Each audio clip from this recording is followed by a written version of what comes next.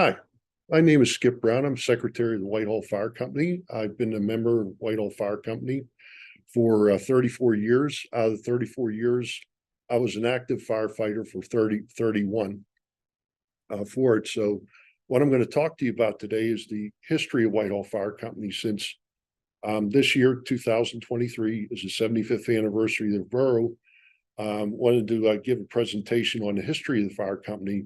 And actually, you'll learn here that the fire company is actually a little bit older than the borough. And how Whitehall Fire Company began was basically towards the end of World War II. In the winter of 1944, there was a farmhouse located near the present-day Fieldcrest Drive that caught on fire. The house was actually a total loss because fire units took over 30 minutes to get there on the scene from Baldwin number 1, which is located at Glass Run Road and Churchview Avenue. Option Fire Company, which really was the closest one at the bottom of Streets Run Road and Route 51. Broughton near South Park, Bethel Park, and Castle Shannon. Since this happened, this drew a lot of concern for many homeowners in the area. The Baldwin Manor plan was built in the mid-late 1930s, so they found out that really they didn't have any fire protection in the close proximity or area. So at the time, before Whitehall was Whitehall Borough, there were 3 companies within Baldwin Township. Baldwin number 1, as I mentioned, at Glass Run Road and Streets Run Road. Option Fire Company, which is at Route 51 and Streets Run Road. And Beck's Run Fire Company, which no longer exists. It was at the bottom of Beck's Run Road near Southside, part of the city of Pittsburgh. What happened was after this fire, the citizens complained to the Baldwin Township Fire Chief. His name was Fred Grossman. And what Chief Grossman decided to do was have a show me false alarm drill at Union School, which is the present day Manor building. During the false alarm, what they did was they wanted to see how fast the responding fire companies would get there. And actually, since he was the chief of Baldwin, he let Baldwin number 1 know, and option know, that there was going to be this drill. Well, here the chief initiated the false alarm. And what happened was the fire companies started to respond to the scene where the Manor building is today. What happened was actually Curry got there first, which now is Broughton Fire Company in South Park. And they beat Baldwin number 1. They beat option there. So this really riled the senses of the citizens there in the area at the time. And actually, this event was reported in the Pittsburgh Post-Gazette by a young reporter named Edwin Brennan. And Edwin Brennan eventually became one of the mayors of Whitehall. And here's the actual article where Edwin Brennan wrote up, about the report. And here, actually, it was Bethel that finished second, and then Broughton was first on it, and they called it Curry at that time too.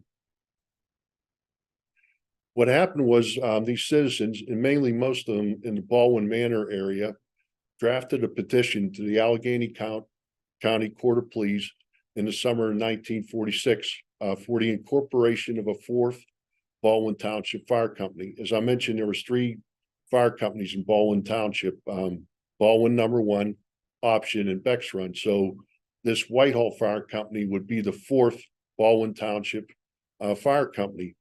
There were several gentlemen, and I won't read their names on here, but what is unique, the ones that signed the petition actually ended up, many of them being the original founders of Whitehall Borough in 1948. Assisted in the petitioning was a gentleman, his name was Walter Coley.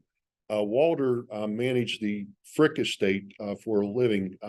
If you're familiar with history, Frick Coal was the dominant coal provider in the steel industry during the 19th century and early 20th century in this area. And a decree of incorporation of Whitehall Fire Company was created on October 28th, 1946, which resulting in the founding of Whitehall Fire Company. So this was about a year and 4 months before Whitehall Borough was founded. And here's a copy of our actual decree of incorporation for it. It's signed by Edward Lawrence, and then Judge Ellenbogen signed it on October 3rd, 1946, and it went into effect October 28th, 1946. Now that Whitehall Fire Company is incorporated, what do we have to do next? Many of the original petitioners and later directors of the fire company were not actual firemen or had firefighting experience. So during a meeting in June of 1947, it was held at the Shank home located on Greenlee Road. The directors resigned and elections were held for the actual fire company. And the results of the election were Chester Sayre, he was the first fire chief, Joe Demert, the assistant fire chief, A. Faust was the president, William Shank, vice president, and D.H. Stewart, recording secretary. First steps when they had this meeting was they needed to get a fire truck. So they decided to purchase a used 1930 Seagrave pumper from Ingram Borough. Fundraising was done by doing paper drives on the weekends by using milk trucks from Schneider's Dairy and also Snee Dairy, which existed where the present Brentwood Borough building was. They raised over $3,250 to purchase the pumper. And since we didn't have a fire hall, it was housed in the fire chief's barn located on Carriage Lane, which is off of Mackinac Road. Chester Sayre, the fire chief for a living, transported horses across the country, thoroughbred race horses, and he had large vans and he had a barn where the truck would be stored. What they discovered when they had the truck was it would not hold all the equipment. Basically, it was in danger of collapse. So what Chief Sayre did, he was mechanically inclined. He added dual rear wheels to the truck. And then sometimes when they used the truck's pump, it worked. And then sometimes it did not. So what they normally had to do was just hook the hydrant up to the truck, and the water flowed through the truck to the hoses for it. So the water pressure was really low because the pump did not work very well on this truck. So here's a picture of the 1930 Seagrave pumper. In the picture, seated in the center is Walter Cooley, and then in the driver's seat is Chester Sayre, the fire chief. Walter would eventually become fire chief of the fire company. So the first steps the Whitehall Fire Company took was they did place fire sirens. They were actually air raid sirens at firefighters' homes, the Shank and Loza homes on Greenlee and Baptist roads. So the way the fire calls worked initially was the calls would come in through the Brentwood police desk. They called the Shank home, and then the Shank called the La Rosa home, and the sirens were set off. And they also called individual firemen by phone. Radios were a luxury then and not available, so all communication was either done by setting off the siren or calling individuals at their homes to tell them to respond to a fire. At that time, Whitehall was very rural, so most of the calls were brush fires, and Whitehall Fire Company only averaged between 40 and 50 calls a year at this time. Now, as I mentioned, the fire company was founded in 1946, October 1946, and Whitehall Borough would be founding in 1948. So this was a big boost to the fire company. The fire company was really short on funding. As I mentioned, they were having troubles with the trucks. They needed equipment, gear, and also training. So one of the first things that the new Whitehall Borough Council did was they paid Brentwood Fire Company $1.50 an hour to train the firemen of Whitehall Fire Company. And also funds were gathered from the fire company and from the borough assistance to purchase a World War II surplus building that was built next to Whitehall's first borough building on Route 51. Whitehall Borough also assisted the fire company by purchasing a Mercury sedan so it could be raffled and a new truck could be ordered and purchased from the proceeds of that raffle for it. So here's a picture of the first #1 firehouse. It was actually a combination firehouse. And what they did in the back of it, Whitehall Borough added a cinder block building, which ended up being Whitehall Public Works, the street department. To say what Back to the Future is, where this building was located is where our present newest fire hall is located. It's located on the same plot of land where those trees are pictured off to the right is the country club. And that's where we are. We border the country club right on that exact same spot. So the first truck that they purchased was a 1948 Mack Quad. And what a Mack Quad was, it was a all-purpose fire truck. It carried ladders, it had hose, it had a pump. So that's why they called it a quad for it, because it had all those things available to it. And the truck basically was, it was innovative and ahead of its time because it appeared in an ad in a local magazine, which is called Fire Engineering, that firefighters read for education and knowledge. And Mac did an advertisement in that Fire Engineering for their truck, and they pictured Whitehall's truck in there for it. So came the 1950s, Whitehall Fire Company grew just like the borough. They were building more homes around there. And what happened was Walter Cooley was elected to replace Chief Chester Sayre. Walter did have a lot of previous firefighting experience in the U.S. Navy during World War II. And also, Walter had great financial acumen, as I mentioned, being manager of the Frick estate. Walter also recognized the need to replace the 1930 C-grade pumper because, as I mentioned before, the pump would not work and it could not haul around all the equipment they needed. So the borough did help with efforts to purchase a second truck, a 1952 Mack pumper. So with the borough growing, you had the plans being built by Castee. They identified a need to build a second fire hall. So the other piece of fire equipment was available for both ends of the growing borough. So they could have one truck at the fire hall that I showed you before, and then the second truck at the other end of the borough near Castee Village. So what they did was they did purchase a second military surplus building and build it at the intersection of Grove and Baptist Roads in 1955. So here's a picture of our Mack pumper, and it's behind the old Baldwin High School for it. And here's our second fire hall that was built. Where this fire hall was at the intersection of Baptist and Groves Roads. Where this building is, and you can see back there, is where the present day Giant Eagle was, for it. So just to give you some familiarity where the location was. This photo here was taken probably in the early 1960s. So Whitehall Borough grew further, in the 1960s. With the growth of the borough determined a need for better municipal facilities.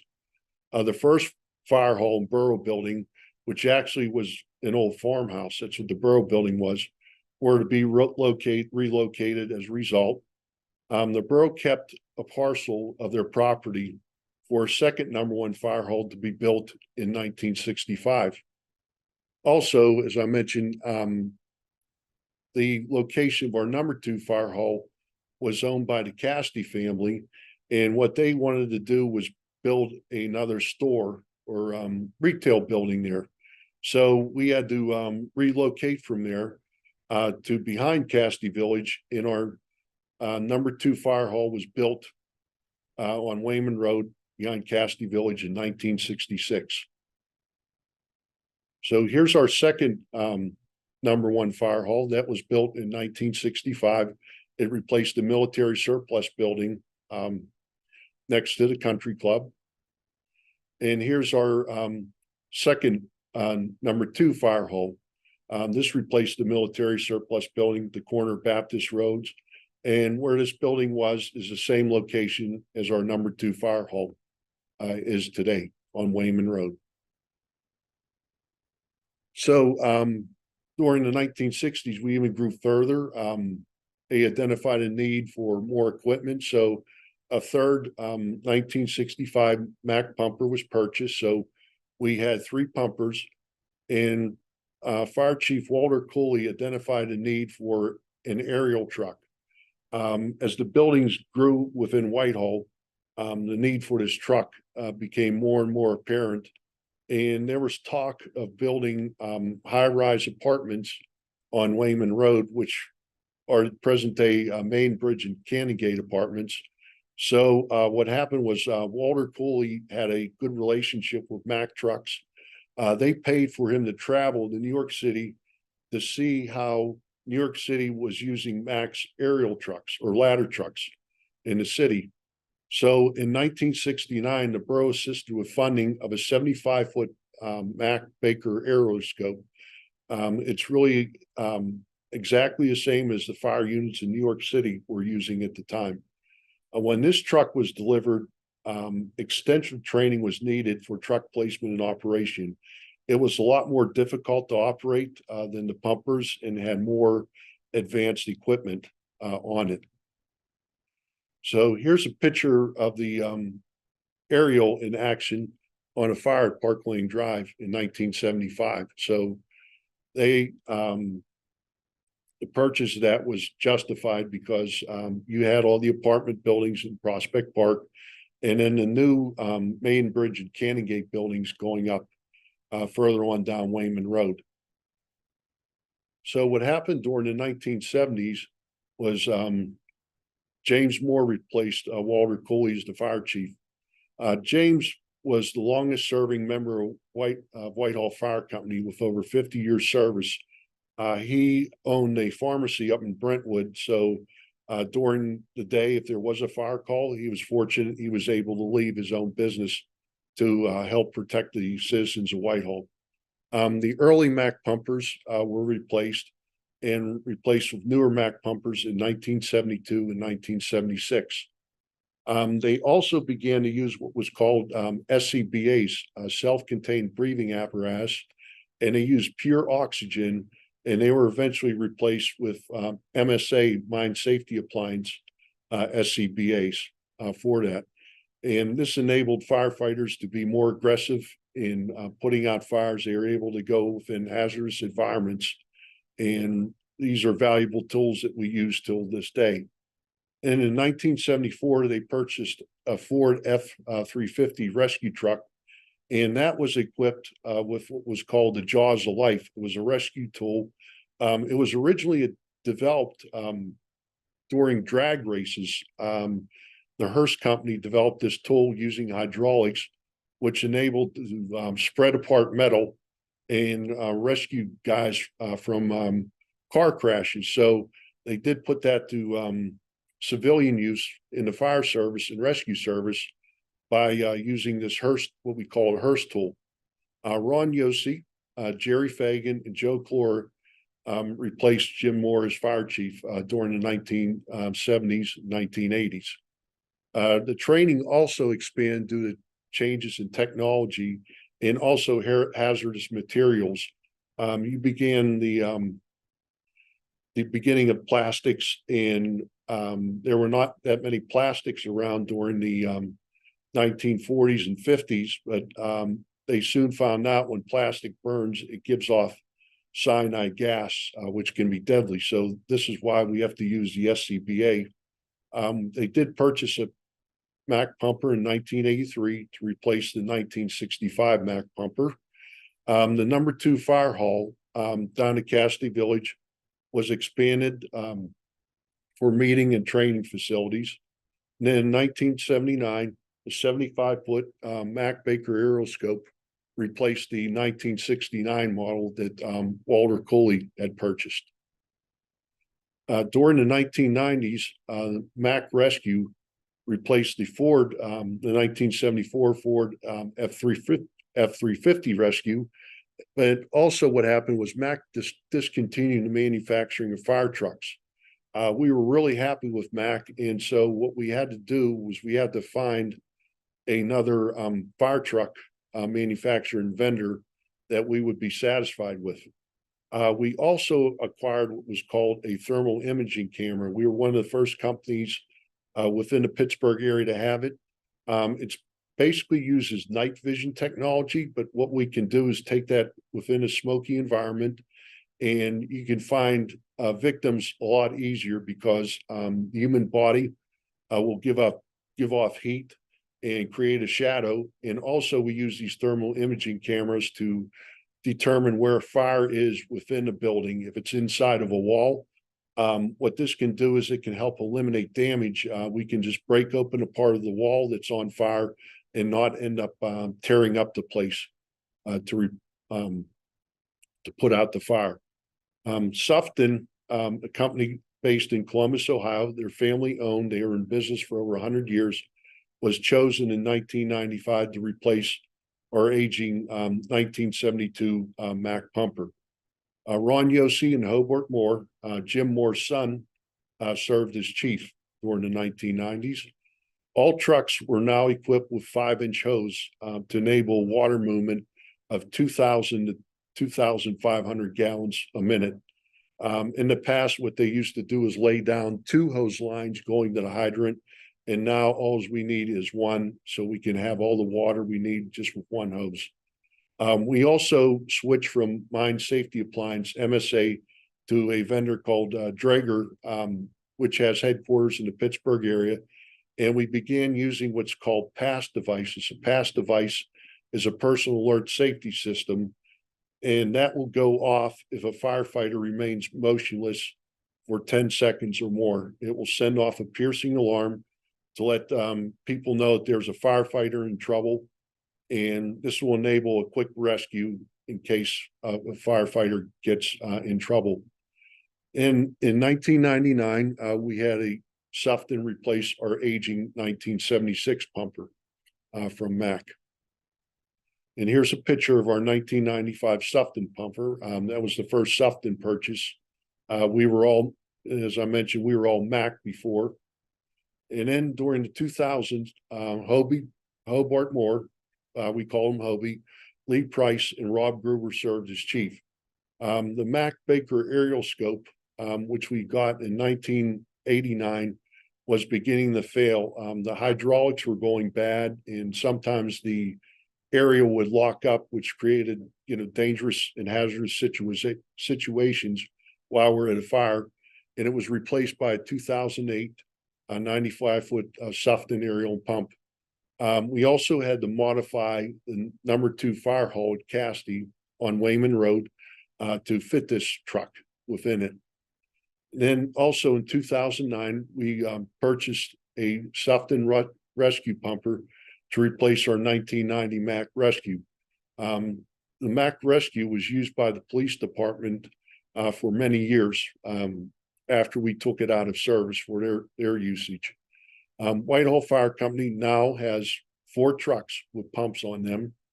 And the reason for that is that helps benefit your insurance policies. More pumps that you have, trucks that can throw water, it gives a better insurance rating.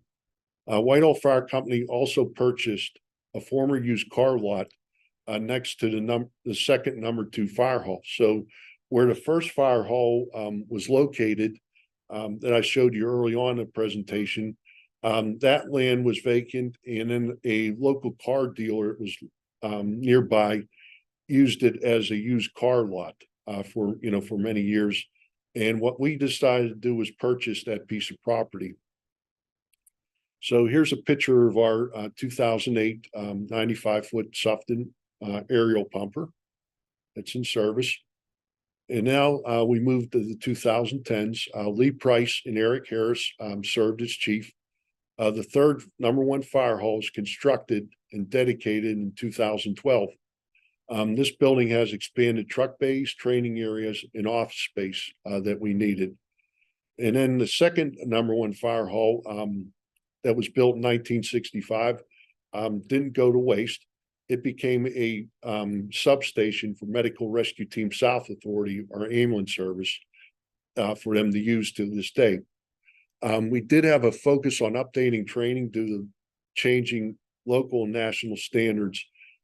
Just to give you an idea on changing standards, when I became a firefighter in the mid 1980s, only 40 hours of training was required to where I could start to go in a burning building. Now, presently, we have what's called a Firefighter One national standard. That requires 180 hours worth of training. So there's a big difference in it. So the other thing we did in 2010s was we became Allegheny County Station 301. This was to enable efficient communication between neighboring public safety agencies and neighboring fire companies. And this cooperation was needed due to declining volunteer firefighter membership. Since the 1970s, volunteer firefighter membership has declined from 200,000 firefighters within the state of Pennsylvania, volunteer firefighters, to now there's about approximately 30,000 firefighters, volunteer firefighters in the state of Pennsylvania. And here's a picture of our third #1 fire hall. And if you remember the old black and white photo where you see the pine trees on the right, that's where those trees were located, where the first #1 fire hall was. So we basically moved back to our old place from 75 years ago. And then during the 2020s up until the present, Eric Harris and Nicholas Price served as chief. Nicholas is the son of past chief Lee Price. So we tend to run things in the family. We're fortunate here in Whitehall.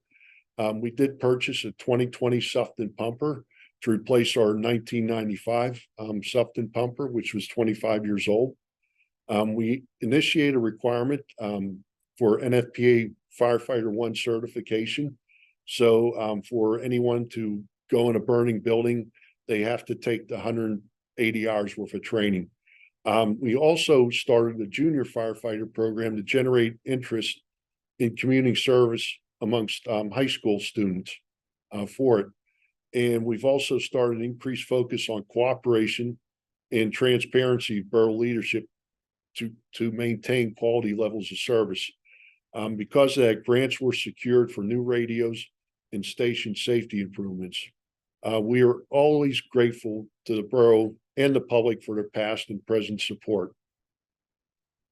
So here's a picture of our 2020 Sufton pumper during a pumping drill.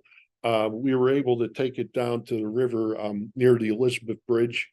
That way we can draw water from the river and not draw water from the local hydrants and interfere with water supply in your home. So that's where we go to test our pumpers, is down to the dock in Elizabeth, so we can draw the water directly from the river. And here's a picture of our training session we had in 2022, where we're challenged with training is within Allegheny County, they have burning ordinances, so we cannot have live fires for training. So we have to go to Butler County, and this location is in Butler County, and we can actually use this training building to set fires and expose our younger firefighters to actual fire conditions and get them trained so they can serve you for years to come. So that's the history of Whitehall Fire Company. Thank you for your time, and we wish you all the best. If you have any questions, please reach out to us at any time. Thank you.